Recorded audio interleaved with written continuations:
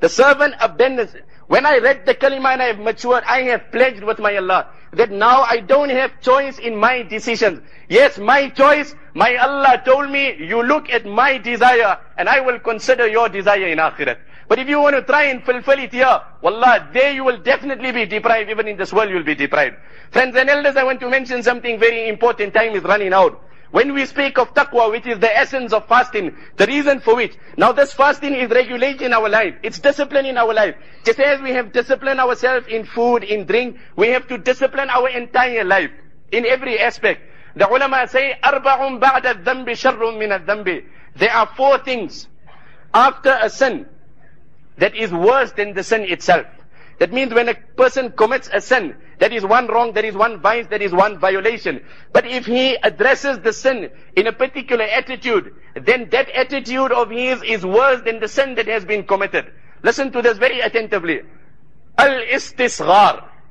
After disobeying Allah, and then considering Allah's disobedience as trivial, as minute, as insignificant, that attitude, that notion towards the violation of the command of the Supreme Being, that attitude, the ulama say, will cause you more harm than the sin that you have committed.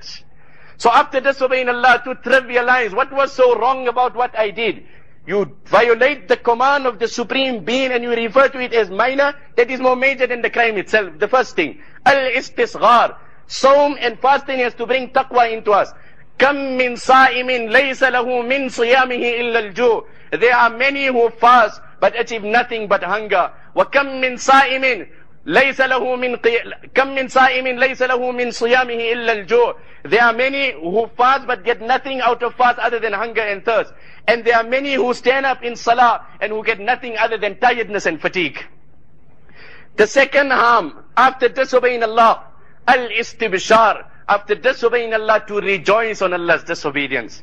How sad you will find a group of youth congregate and they will then tell the other one, you missed it. You had to join us last night. I enjoyed a woman of this nature. I enjoyed this so much, with such pride, with such honor. That attitude, disobeying Allah and then boasting on Allah's disobedience, such a man should fear he will be deprived of iman. And the ulama say there's one person that's worse than the second person. The one who committed the sin and then rejoices. He is worse than the one that committed. But there is one worse than the one who rejoices. And that is the one who regrets that I could not commit.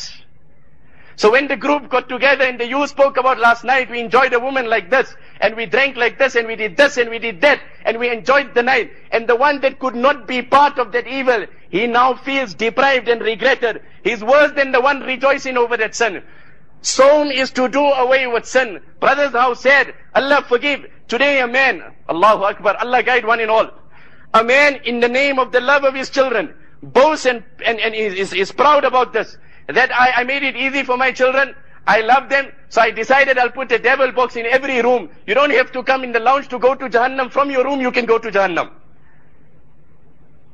Perhaps it might be harsh, but what else is it? What is he seeing on there? My brother, my sister, you don't know what your son is seeing when he's sleeping. Wallah, if that is the way he sleeps every night, the night he's going to leave this world, that will be his same sight. Boasting and bragging on the wrong that you are doing, that is worse than the wrong. Al-istisghar, wal-istibshar, wal-ightirar, to disobey Allah and then not see any consequences in your life, because of which you become more brave to violate the orders of Allah. So the doctor said, I have sugar, I mustn't drink cold drink. But when I'm drinking cold drink, I'm enjoying myself even more. It's quenching my thirst. It's not putting up my blood pressure in any way. My brother, it will not manifest itself now. But the day the harm of this coke, because of your diabetes, will manifest itself, it will be too late. Either it will be cancer or you'll be terminally ill.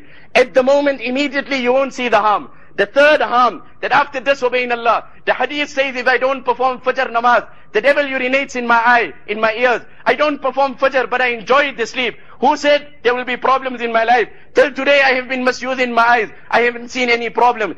The day this problem gains strength within you and expresses itself, it will be too late. That's the third harm, that to be deceived by not seeing what Allah has promised on that crime, because of which you excel further in that crime. And the fourth thing is al-israr, that after doing that wrong, to persist on Allah's disobedience, to insist on Allah's disobedience. How long will we continue with that wrong? Will we not for a moment at least try occasionally Occasionally let us abandon our wrong. The right thing would be immediately, totally, permanently to terminate and abandon. But this nature of persisting, daily will I shave my beard without fearing Allah. Will this practice remain in my life? Will I persist and insist? That attitude is worse than the sin. We make dua to the Almighty Allah. He give us the tawfiq to value this month of Ramadan. Welcome this month of Ramadan. In moments of hunger and thirst, let us revive the likes of Sahaba. This was their daily condition. Allah has made it so easy for us. Let us value it. Let us welcome it. Let us enjoy it. Let us anticipate it. May Allah accept it. Give us the tawfiq to honor Ramadan, cherish Ramadan,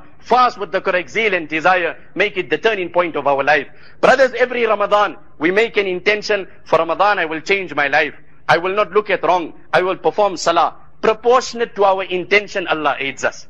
We find that man who before Ramadan could not start his day with Fajr Salah, during the month of Ramadan, he's starting his day with Tahajjud Salah.